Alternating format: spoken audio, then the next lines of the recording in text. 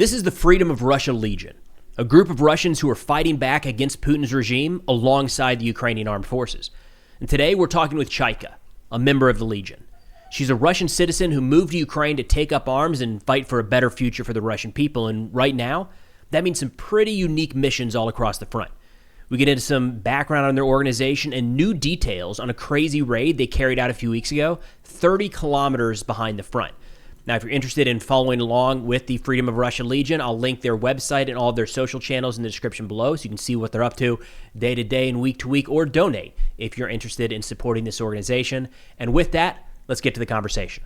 All right, Chayka, thank you so much for taking the time to chat today. We've briefly talked about the Freedom of Russia Legion before in this channel, but be very interested in kind of, from you, what is this organization?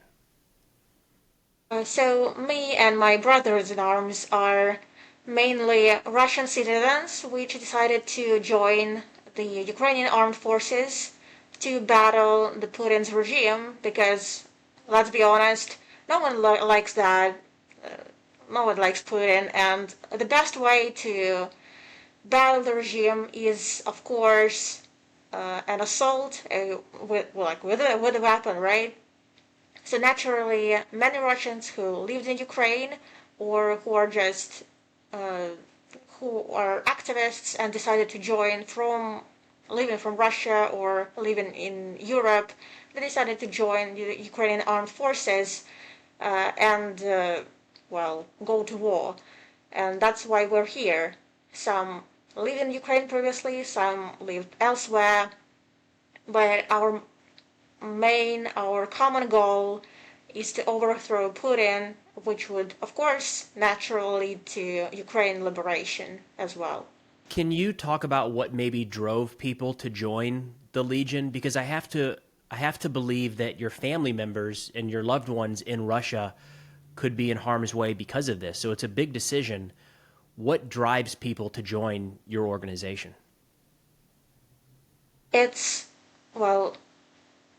We care, naturally, and sometime after the full-scale invasion passed, we realized that the only way to battle Putin is with weapons. So it's only violence that works against him because he only uses violence. He doesn't understand the peaceful protest. He only understands violence. So that's what we gotta use. With your all background, and again, assuming that some of the people in your organization likely still have family members inside of Russia, do you find that your roles and the missions that you are given are different than those of, completely Ukrainian units? I don't think there are no Ukrainian units that do stuff that we do, but we are quite a special unit that does a lot of the work in the rare area of Russia. And of course, there are Russians on the Russian territory that are not a part of the Ukrainian Armed Forces as we are, but are a part of the Legion who commit sabotage, like on the railways or something, with using the self-made explosive devices. So that is how we're different. Of course, there's probably not many Ukrainians doing that in Russia, not being a part of Ukrainian Armed Forces, but naturally there are Russians who, by many different reasons, cannot join the Ukrainian Armed Forces, but do want to battle Putin's violence with violence. And of course, they gravitate towards the Legion, but in their own way, in the way of sabotage. When you're having new people join the organization, how do you know that you can trust somebody, especially say it's somebody coming from Russia? How can you know that they're trustworthy and not trying to just infiltrate the organization? I know that our Ukrainian commanders do everything possible to do a background check on those people.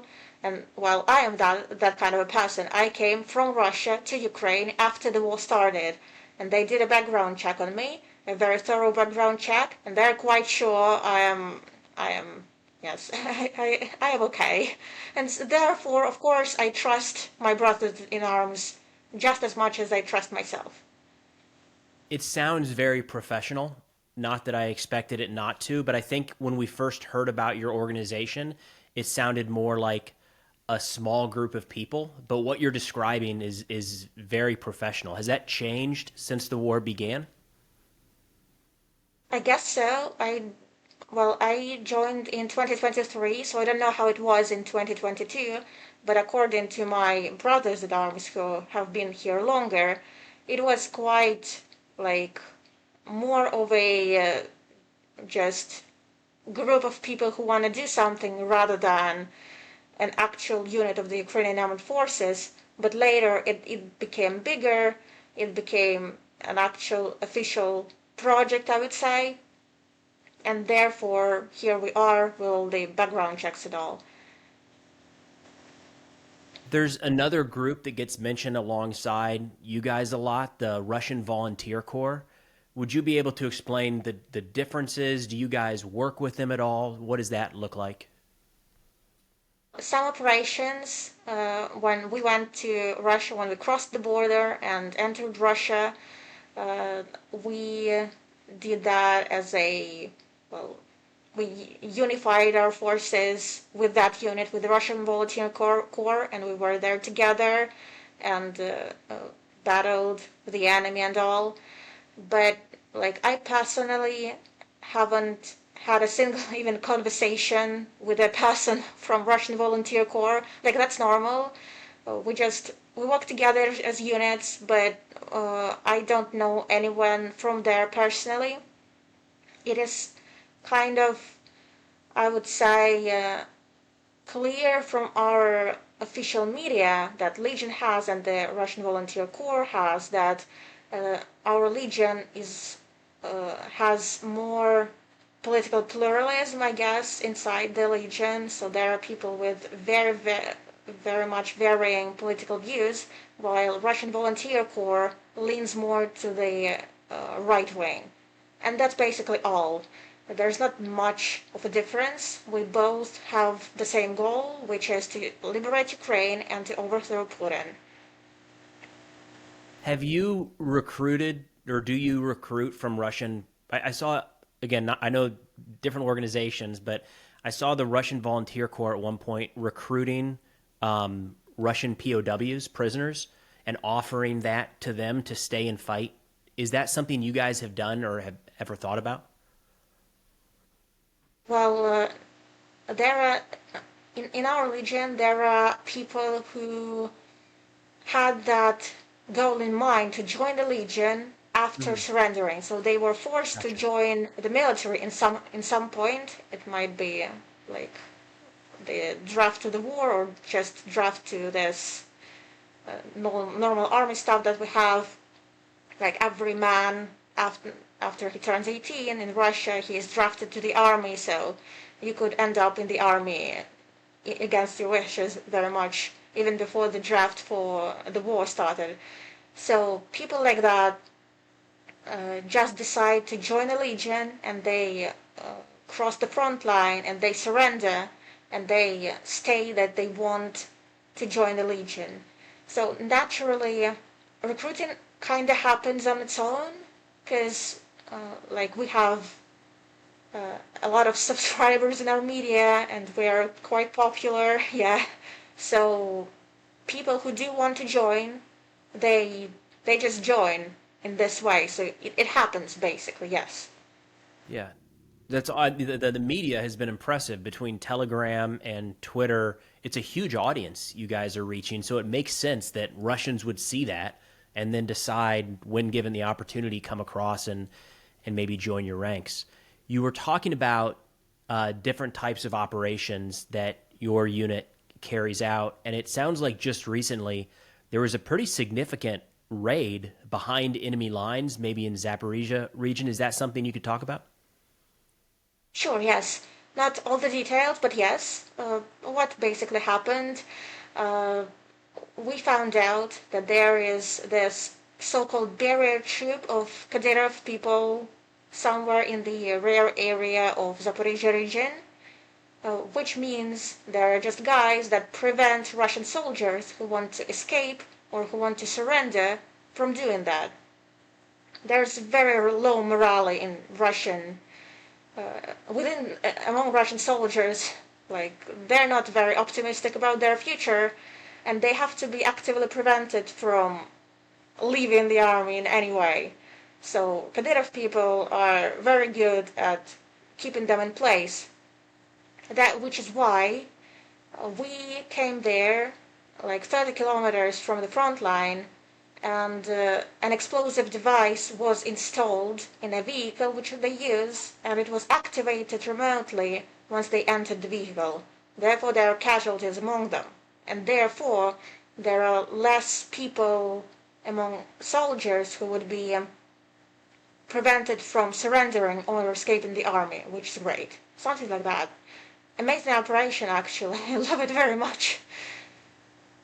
It was a long ways behind the front, if I remember correctly. Was it like 30, whatever they said publicly, Yes. 30 or 40 kilometers? 30 kilometers, yes. Walked And all the way everybody there. came back, and everybody made it back, or at least according to the Yes, public statements. yes, all alive. So that means there's clearly some points from the outside looking in. I think we get the impression that very similar to World War I, where there's barbed wire and individual infantry everywhere along the front. But this means that there's clearly some areas where you're able to infiltrate, albeit very, very carefully. Is that correct? Of course, yes. Not like the front line is not fully controlled. It is fully controlled by the drones, naturally, but not by the actual infantry. So 30 kilometers behind the lines with drones overhead is crazy. Yes, it is. But hey, Wow. that's what we do. Why an IED or an improvised explosive device versus something else? I saw the footage of that, and it seemed like your people were right there on top of the target. Why not a drone or something from a little further away? Well, drone has this unfortunate property to lose its run out of battery. So if you want to wait for the Kadyrov people to enter the vehicle, well, the drone may run out of battery, and then another drone, while it's flying those 30 kilometers, they're gonna walk away and all that. So of course it has to be installed there and then activated remotely exactly when they come to the vehicle and they're there. Gotcha. Okay. Now, in trying to follow your unit, it seems like most of the operations had been out east along the border with Russia, and then all of a sudden you pop in to the south. Are you moving around a fair amount across the battlefield? Yep, we have been to many frontline sectors, like from the beginning of the Legion. It's been many and many directions we went to. Now it's Zaporizhia, so why not? New one. Yeah. So if we could look a little big picture here, and the end state or the goal that you and your brothers and sisters in arms are working towards, if there were a ceasefire in place with Ukraine and Russia right now, would the Legion continue to fight? Would you find different goals? Would you try to move into Russia? What does that look like when this war comes to a close? I can't speak for every brother and sister in arms, which I have. Yeah, we are very different because we live differently, we have different backgrounds and all. But as for me, and as for some people I know, we would definitely focus on joining those people that commit acts of sabotage inside Russia with our knowledge and abilities. We would be of much help, and we would try to continue battle Putin, because this should never stop. Because if he's let loose, this is gonna be everyone's problem. So we shouldn't just stop fighting because there's ceasefire. Well, we're Russian citizens. We can continue because technically we're not at war with any other country. We're at war with our government, so we can continue even after ceasefire. until there's a new government, until there's somebody different. Absolutely. Do Preferably you have, us, is but there, you know. well, I was going to ask, is there an idea of who that person would be or what that organization would be? I do not have that idea so far, but if it's if it is a parliament maybe formed from from us, from Russian Volunteer Corps, from our peaceful opposition, which still holds a lot of weight and still did a lot of work for Russian people. Actually, that would be wonderful. But we'll see. Sure. In the future. I Has there ever been any concern when we saw some of your raids into, I think it was Belgorod not long Mm-hmm. ago, and it was crazy to see people with the red or the yellow and blue armbands all of a sudden popping up in Russian territory, and there were folks suggesting that it was the Russian Volunteer Corps and the Legion on like a suicide mission, in that Ukraine didn't care about you, so send them. Because I'm interested in that thought, because I can see where people would go with that, saying that Ukraine wouldn't care or would care less about Russians in their ranks. But it seems like you're still a very integral part of the military and have a lot of support. I mean, what's the point of killing us off if we are not just not just that crucial part of the fighting the Russian propaganda? Like we are important in the media spaces. Also, like if you kill us all off, there will be problem in making content, alright? Also, we are very well trained, just like any Ukrainian soldier or a soldier in an international legion. We are spent money on, as in, what's the point? Like, the point of us going there is that we're Russian citizens that go onto Russian land to do our stuff, which we want to do. Nothing else. It's not about killing us off. Like, if it was, I would have left already, to be honest. Yet here I am. And I could see how that would be a concern maybe early on, before there was a lot of trust built up between Ukrainians and Russians in this specific aspect. But again, from the outside looking in, it appears as though you all and the Russian Volunteer Corps are an integral part of the Ukrainian military today. We sure are. Um, I mean, we are a special operations unit after all, and we have certain autonomy to our hands, as in, although we are Russians, we kinda control ourselves in most part. Of course, we have, like in higher Ukrainian command, of course, controls what we do, but a lot of planning of our operations we do ourselves. So, so we're there, and we're well trained, and we do important operations, and we talk with the media about those important operations. We are a crucial part of Ukrainian military, and I'm happy that we are. There's also, I can imagine, speculation that the United States would be very interested in your success, because it shows Russians, what better than Russians pushing back against Putin, right? It gives it a lot more legitimacy than the United States pushing against Putin.